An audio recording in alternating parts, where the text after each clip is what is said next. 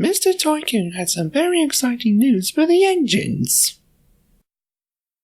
The engines whistled and cheered. So the engines went to work. Wilson pulled Boris's passenger train for the last time.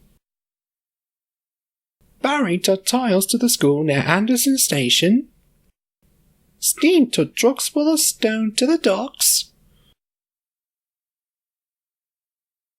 Alfred pulled passenger trains on his branch line. And Susie shunted trucks in the yards. As Susie was about to finish, Alfred jumped up beside her. He could see that Susie was worried about something.